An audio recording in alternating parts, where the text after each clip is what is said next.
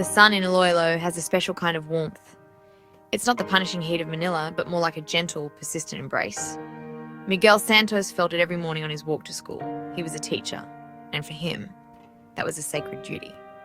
He taught English to high school students, kids with bright eyes, and even brighter dreams. Miguel loved the English language. He loved its vastness, its ability to connect him to worlds beyond his island. But, he spoke it with the lilting, musical cadence of his mother tongue, Hiligaynon.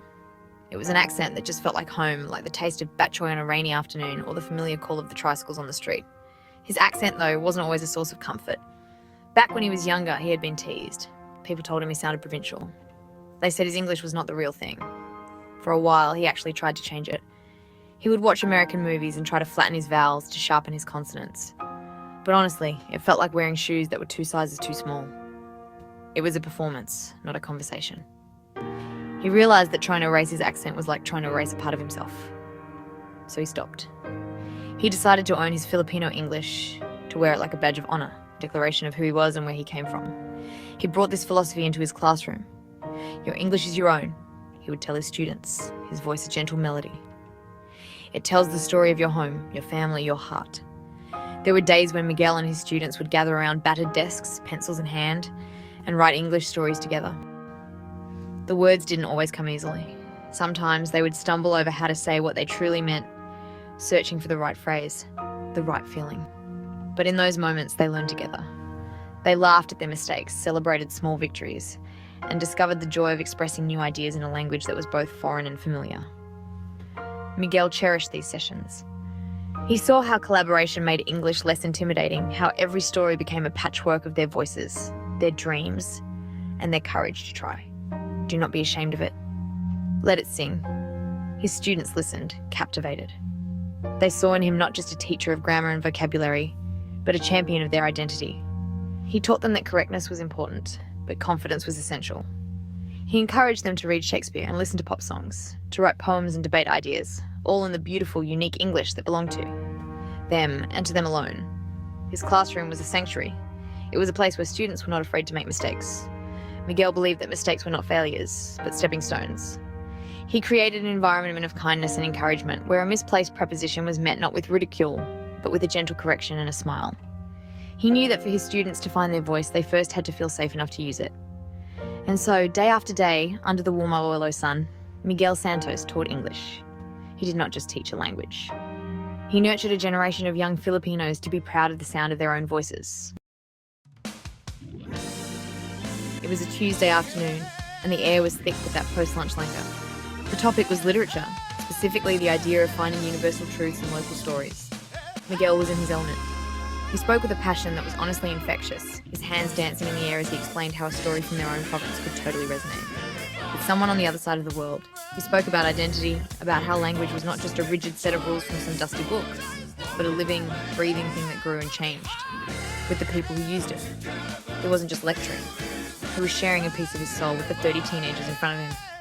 In the back of the room, a student named B was holding her phone. She wasn't texting or scrolling through social media.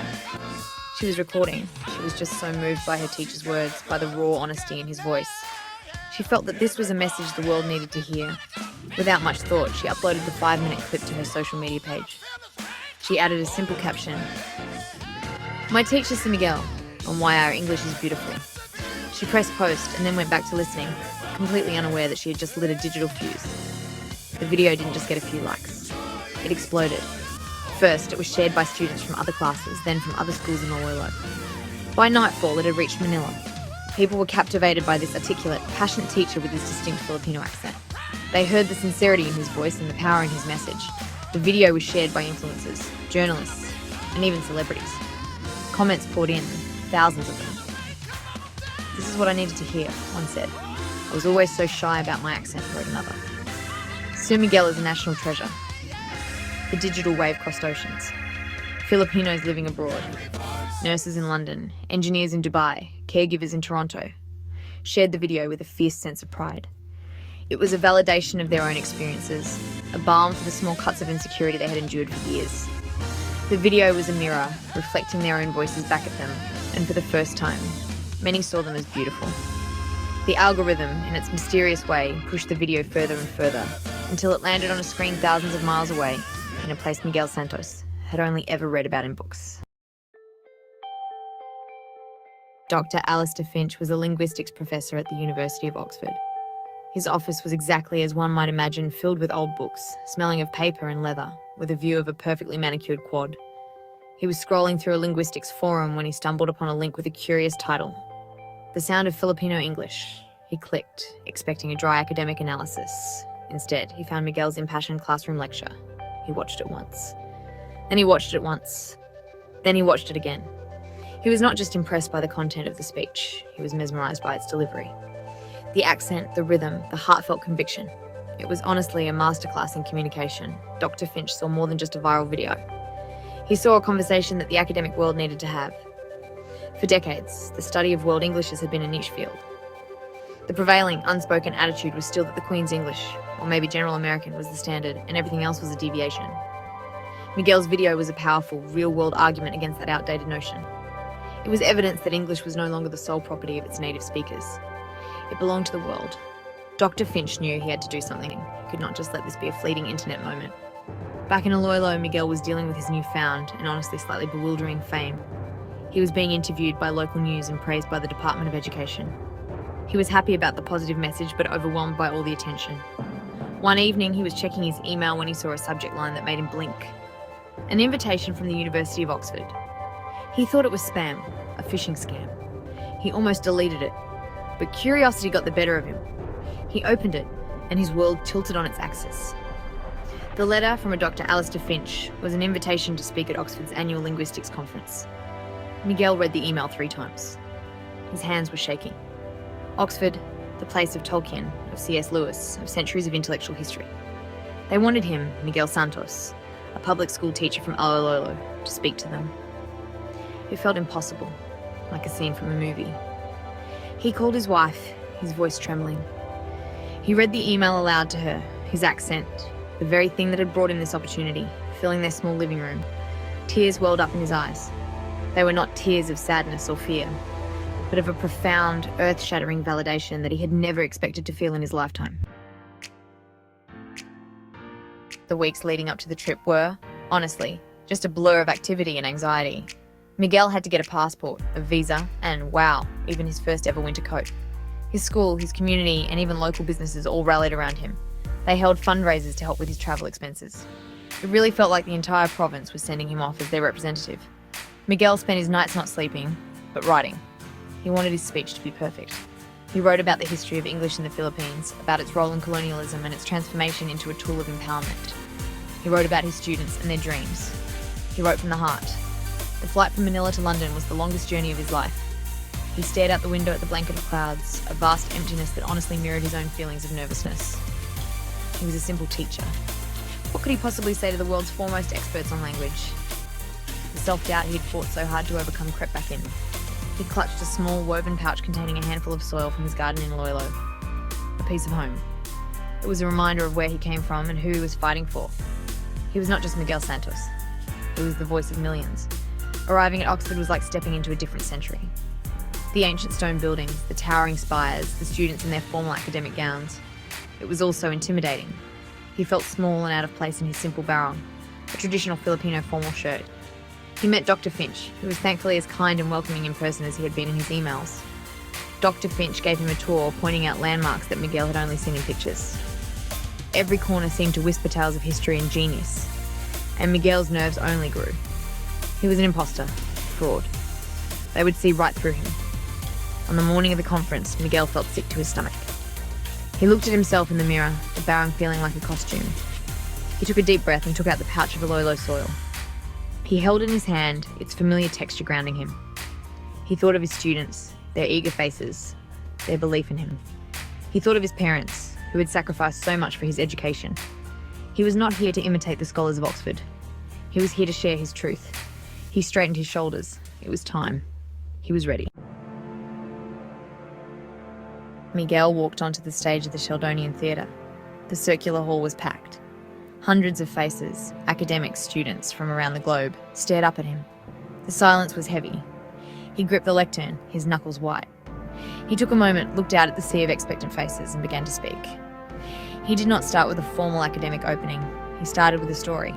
He spoke of his grandmother, who mixed Hiligaynon and Spanish and English in a single sentence, creating a language of love that was uniquely her own. He spoke in his natural voice, the accent of Iloilo echoing in the hallowed hall. He did not use complex jargon or dense academic theories. He spoke from experience. For too long, he said, his voice gaining strength, we have been told that our English is wrong. We have been taught to be ashamed of our accents, to see our languages as inferior. But I ask you, who owns English? He paused, letting the question hang in the air. Does it belong only to those born in London or New York? Or does it belong to the call centre agent in Manila, the nurse in Dublin, the teacher in Iloilo? Language is not a monument frozen in time. It is a river, flowing and changing, absorbing the colours of the soils it passes through. He spoke of identity. He argued that to demand a single uniform standard for English was to demand the erasure of culture. My accent, he declared, his voice ringing with passion, is the story of my people. It carries the rhythm of our songs, the legacy of our history, the warmth of our hospitality. When you tell me to lose my accent, you are telling me to lose myself. He looked directly at the audience, his gaze sweeping across the room. The goal of language is not imitation. The goal of language is connection. It is about being understood, not about sounding like someone else. When he finished, there was a moment of profound silence. Then, a single person began to clap, then another and another, until the entire theatre erupted in a thunderous standing ovation. People were not just clapping, they were cheering. There were tears in the eyes of many, not just the Filipinos in the audience, but scholars from India and Nigeria, Singapore and beyond. They saw their own struggles reflected in his words. Miguel stood at the lectern, overwhelmed as the applause washed over him. He had not just given a speech, he had given a voice to the voiceless. In that moment, he was no longer a simple teacher from Iloilo. He was a global symbol of linguistic pride. The impact of Miguel's speech was immediate and seismic. The next day, the University of Oxford's linguistics faculty, led by a deeply moved Dr. Finch, held an emergency meeting. They could not ignore the powerful truth that had been spoken in their own hallowed halls. The conference had become a turning point. Within a week, they issued a historic official statement. The University of Oxford, long seen as a gatekeeper of the English language, formally recognised Filipino English not as a deviation, but as a legitimate, valid, and rich variety of world English. It was a move that sent shockwaves through the academic world. The news was headline material across the globe. The BBC ran a feature titled "The Teacher Who Taught Oxford a Lesson." The New York Times published an op-ed on the end of linguistic colonialism. But the biggest reaction was in the Philippines. It was the lead story on every news channel. Miguel Santos was a national hero. Teachers across the archipelago felt a renewed sense of pride in their profession and their voices. Influencers and content creators, who had often faced criticism for their Konyo or accented English, suddenly felt vindicated. They started a trend, #MyEnglishMyPride, which celebrated the diversity of Filipino accents. The change was most palpable among the youth. Students who once mumbled in English class for fear of being teased now spoke up with newfound confidence. They saw Sir Miguel, a man who sounded like their uncle or their neighbour, being celebrated on the world stage. It gave them permission to be themselves. They started creative writing clubs, debated in English with their own unique flair, and understood that their voice was not a weakness but a superpower. The linguistic cringe, that deep-seated insecurity that had plagued generations of Filipinos, began to recede, replaced by a quiet but powerful self-assurance. The official recognition from Oxford was more than just a symbolic gesture. It had practical implications. It paved the way for changes in curriculum design, in teacher training, and in international language assessment. Other academic institutions began to follow Oxford's lead, re-evaluating their own biases. The world was beginning to understand that the English language was now a beautiful, messy and vibrant tapestry woven with threads from every corner of the earth, and Miguel Santos, the teacher from Iloilo, had been the one to show them the pattern. Miguel returned to Iloilo not as a celebrity, but as a teacher. He was greeted at the airport by a crowd of cheering students, colleagues and family. He was a hero, but he quickly returned to what he loved most, his classroom. He was the same Sir Miguel, with the same warm smile and the same lilting accent. But something had changed. The air in his classroom, and indeed across the country, felt lighter. The weight of linguistic insecurity had been lifted. His students now carried themselves differently, their voices clearer, their confidence shining through. He saw the change in their eyes, and it was the greatest reward he could have ever imagined. His story became a parable for a new era of global communication. It was a reminder that authenticity is more powerful than perfection. People began to see accents not as errors to be corrected, but as markers of identity to be celebrated. The focus shifted from sounding native to communicating effectively and connecting authentically. In business meetings, in international classrooms, and on social media platforms, there was a growing appreciation for the diversity of English. The world was learning to listen not just to the words people said, but to the stories their voices told. The journey had changed Miguel too. He had faced the intimidating halls of Oxford and discovered that his simple, heartfelt truth was more powerful than he had ever known. He had become a symbol of pride for his country, a testament to the idea that one person's passion can indeed change the world. But he remained, at his core, a teacher. His greatest joy was not the global recognition, but seeing a shy student finally find the courage to speak up in class, their voice filled with unique music of their own Filipino English. In the end, Miguel's message was simple, and it was the same one he'd always shared in his humble Iloilo classroom. Language is not a weapon for exclusion or a yardstick for prestige. It is not about imitating a far-off ideal or erasing the parts of ourselves that make us unique. Its true power, its ultimate purpose, is to build bridges. It is about reaching across cultural and geographical divides to share our stories, our ideas, and our humanity. The most beautiful language in the world is not the one that sounds the most perfect, but the one that speaks from the heart and connects to the soul.